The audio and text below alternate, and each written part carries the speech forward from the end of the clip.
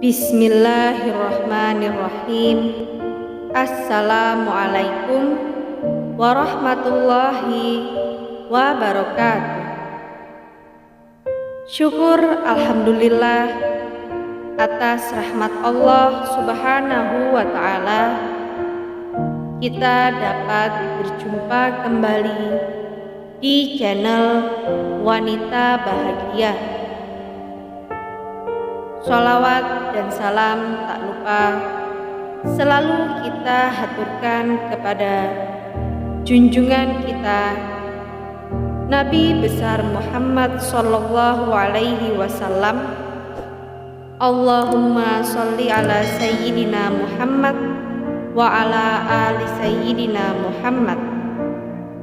Semoga kita semua selalu dimudahkan urusannya, dimurahkan rezekinya, diberikan kesehatan, serta diampuni dosa-dosanya. Amin ya rabbal alamin.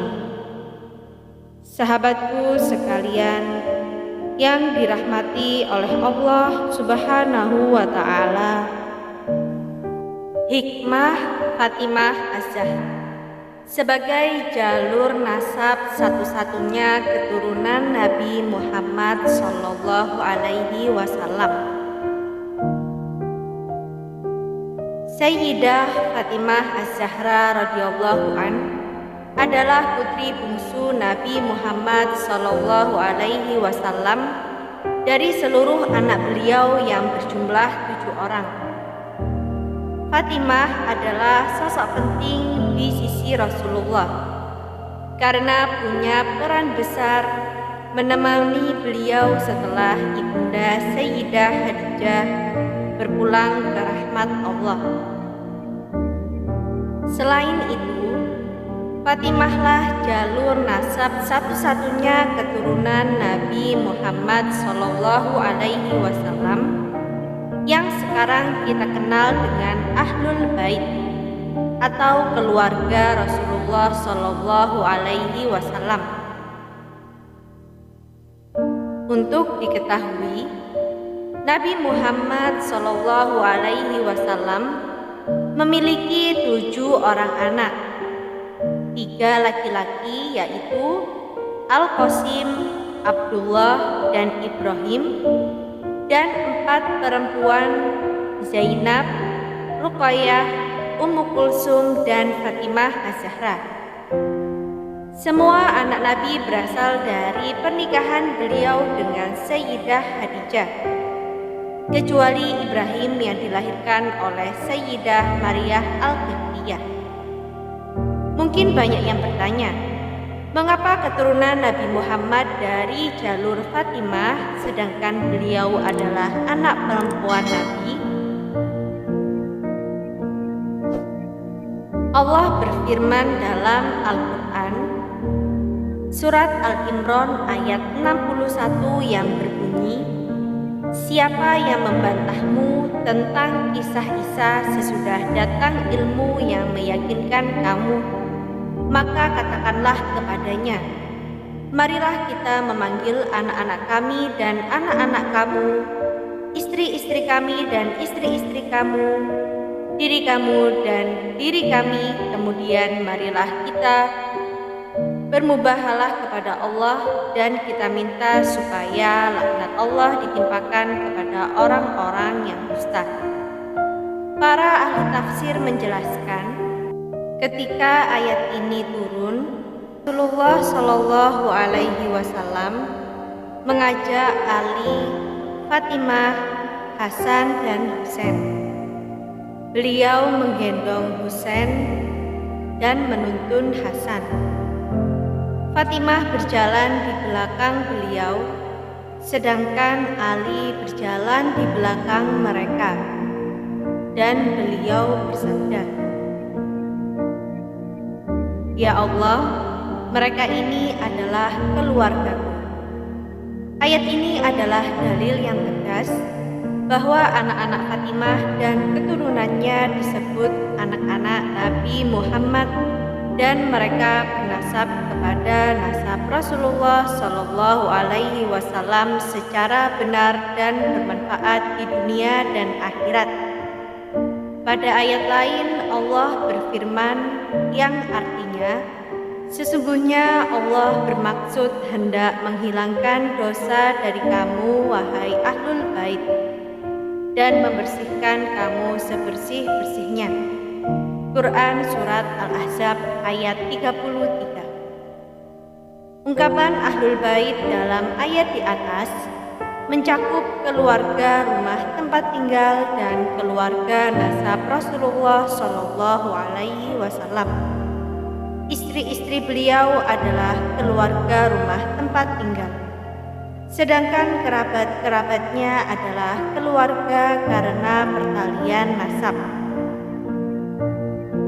Dari Abu Sa'id Al-Khudri, ia berkata, sesungguhnya ayat ini turun berkaitan dengan Nabi Shallallahu Alaihi Wasallam, Ali, Fatimah, Hasan dan Husain radhiyallahu anhum. Hadis riwayat Ahmad. Sesungguhnya Nabi Shallallahu Alaihi Wasallam mengemulkan sebuah kain pada mereka, Ali, Fatimah, Hasan dan Husain, dan bersabda, ya Allah, mereka adalah ahli baitku dan orang-orang khususku. Hilangkan dari mereka noda dan bersihkan mereka sebersih-bersihnya. Dalam riwayat lain, sesungguhnya Rasulullah Shallallahu Alaihi Wasallam selalu mendatangi rumah putrinya Fatimah selama 6 bulan pada setiap sholat subuh. Beliau berseru, "Sholatlah wahai ahlul bait, sesungguhnya Allah hendak menghilangkan dosa dari kamu dan membersihkan kamu sebersih-bersihnya." Hadis riwayat Tirmizi dan Abu Dawud At-Toyalisi dari Anas bin Malik. Kisah hikmah. Dikisahkan Harun Ar-Rasyid pernah berkata kepada Musa Al-Kazim seraya berkata, bagaimana kamu berkata kami keturunan Rasulullah Shallallahu Alaihi Wasallam, padahal kamu adalah anak-anak Ali. Seorang laki-laki hanya bernasab kepada datuk dari sisi ayah, bukan datuk dari sisi ibu. Musa Al-Kazim menjawab, Nabi Isa alaihi salam jelas tidak berayah, tetapi beliau dipertemukan dengan nasab para nabi dari sisi ibundanya. Demikian juga kami dipertemukan dengan nasab Nabi Muhammad dari sisi ibu kami, Fatimah radhiyallahu anha. Dan masih ada tambahan lagi, hai Amirul Mukminin, yaitu turunnya ayat Mubahalah. Saat itu Nabi tidak mengajak siapapun kecuali Ali, Fatimah, Hasan, dan Husain. Majma'ul Ahbab. Dalam hadis Umar bin Khattab juga diterangkan, artinya Nabi Shallallahu Alaihi Wasallam bersabda, setiap nasab dan hubungan keluarga melalui perkawinan di hari kiamat nanti akan putus, kecuali nasabku dan hubungan kekeluargaan melalui perkawinan denganku. Para ulama sepakat bahwa di antara khususiyah Nabi Muhammad Shallallahu Alaihi Wasallam adalah anak-anak putri beliau bernasab kepada beliau semuanya secara sah. Berdasarkan sabda beliau, sesungguhnya Allah menjadikan keturunan semua nabi pada sulbinya, dan Allah menjadikan keturunanku pada sulbi Ali bin Abi Thalib, suami Sayyidah Fatimah Az-Zahra. Riwayat lain menyatakan, setiap anak laki-laki seorang ayah memiliki penerima bagian ashabah, kecuali 2 putra Fatimah, karena akulah wali keduanya dan ashabah mereka berdua. Hadis riwayat Al-Hakim. Dari pernikahan Fatimah dan Sayyidina Ali radhiyallahu an, Lahir Hasan dan Husain, cucu baginda Rasulullah. Dari Hasan dan Husain lahirlah anak keturunan Nabi yang saat ini kita kenal dengan julukan Habaib. Habib Sayyid Syarifah Sayyidah untuk perempuan. Orang yang memiliki pertalian darah dengan Nabi Muhammad SAW ini dikenal dengan istilah Alawiyin. Mereka tersebar di seluruh dunia termasuk di Indonesia. Semoga apa yang kami sampaikan kali ini bermanfaat untuk kita semua dan menjadi ladang pahala. Jangan lupa untuk menekan tombol like dan subscribe, dan juga nyalakan lonceng notifikasinya agar Anda tidak ketinggalan video terbaru dari Wanita Bahagia. Sampai jumpa di video kami selanjutnya. Sekian dan terima kasih banyak.